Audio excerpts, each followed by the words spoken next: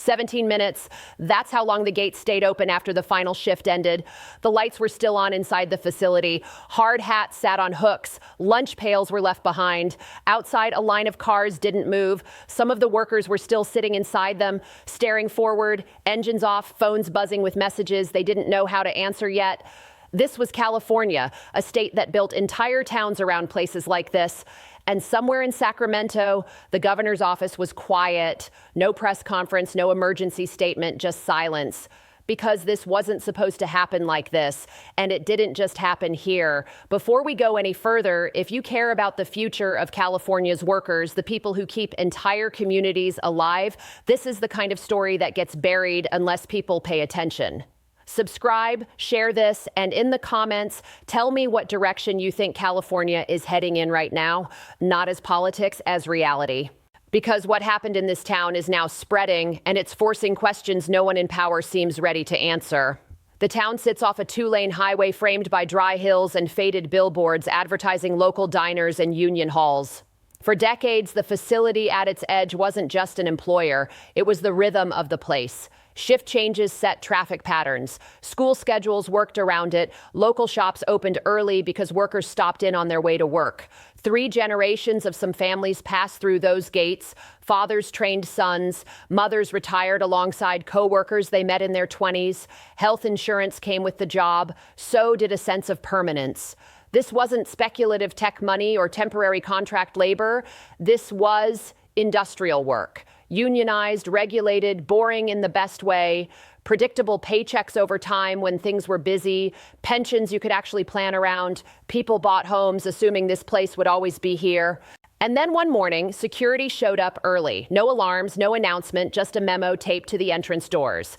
Operations suspended, effective immediately. Some workers thought it was a drill. Others assumed maintenance. The managers on site had no answers. Emails went unanswered. Phones rang into voicemail. By midday, word spread that federal agencies had issued final compliance notices. The company couldn't meet, permits revoked, operations frozen, no appeal window that mattered. By the end of the day, the facility was functionally dead.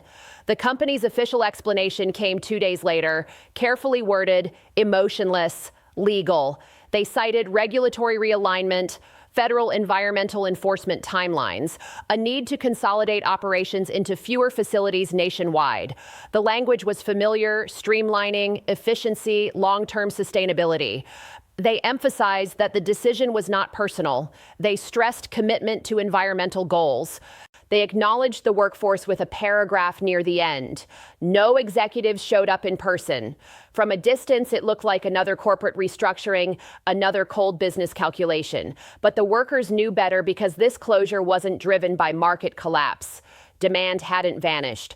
Orders were still coming in. The facility passed inspections for years. The equipment wasn't obsolete. What changed was the timeline.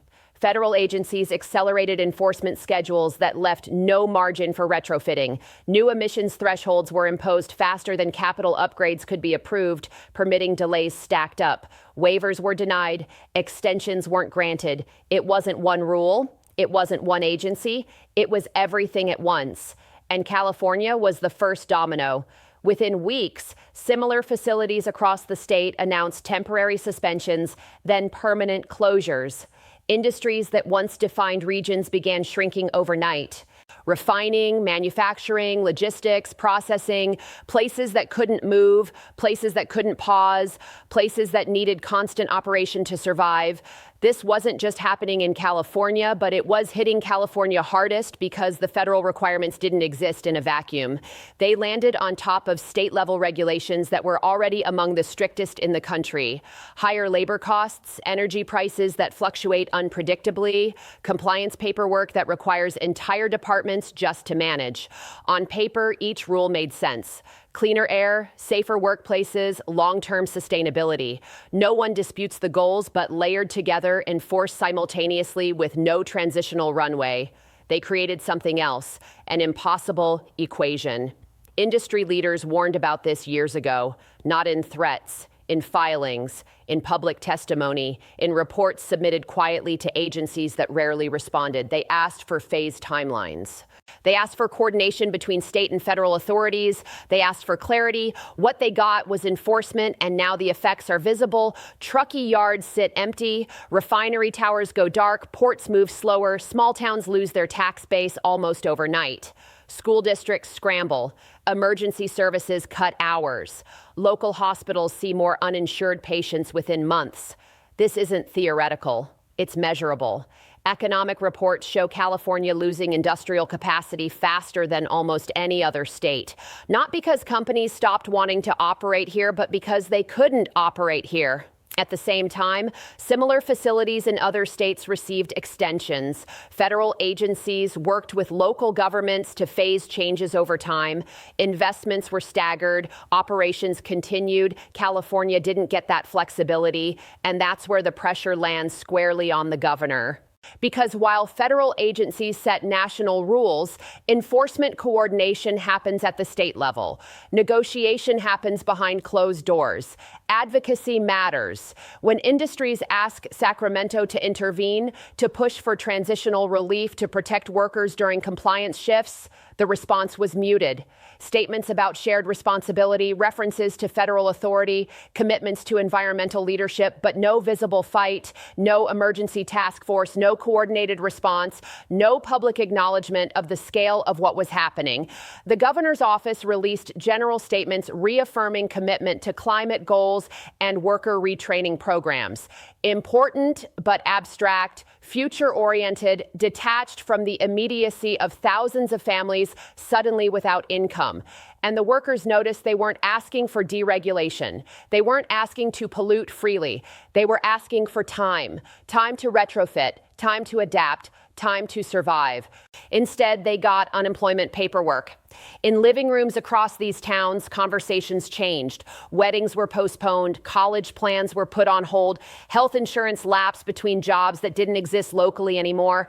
Some workers took positions hundreds of miles away. Others left the state entirely. Homes went up for sale faster than buyers appeared, and the deeper impacts settled in quietly. When an industry disappears, it doesn't just take jobs. It takes identity. It takes purpose.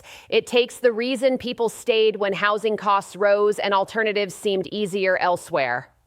California built its reputation on opportunity, on being the place where industries were born, not buried. Now people are asking what that reputation means. Data from labor departments shows manufacturing employment declining even as national numbers stabilize. Energy-intensive industries relocate to states with lower compliance stacking. Logistics hubs shift inland. This isn't about one closure, it's a pattern. Federal agencies defend their actions by pointing to statutory obligations. Environmental groups argue enforcement was overdue. Economists warn about abrupt shocks destabilizing regional economies. All of them are right in pieces, but leadership is supposed to reconcile those pieces. Leadership is supposed to prevent collapse while pursuing progress. And that's the tension squeezing California right now. The governor stands at the intersection of federal pressure and state consequence, applauded nationally for climate ambition, criticized locally for economic fallout. So far, the response has been careful, measured, non-confrontational, vague. There's no visible effort to renegotiate timelines, no public pushback against federal agencies for accelerated enforcement, no acknowledgement that coordination failed. Silence in moments like this speaks, and the longer it lasts, the louder it gets. Back in the town, the facility remains locked. Weeds grow along the fence line. Security patrols drive by once a day. Inside, equipment that once ran nonstop sits idle. Former workers gather at a diner nearby in the mornings out of habit. They talk about job leads that fall through, training programs that don't match their skills, relocation offers that mean leaving everything they built. They don't sound angry, they sound tired. They talk about pride, about doing things the right way, about believing California would always protect its workers as it pushed forward. Now they're not so sure. This is the crossroads. California can lead on environmental policy and still preserve its industrial backbone. It can demand cleaner practices without erasing entire entire communities, but that requires active leadership, not passive acceptance.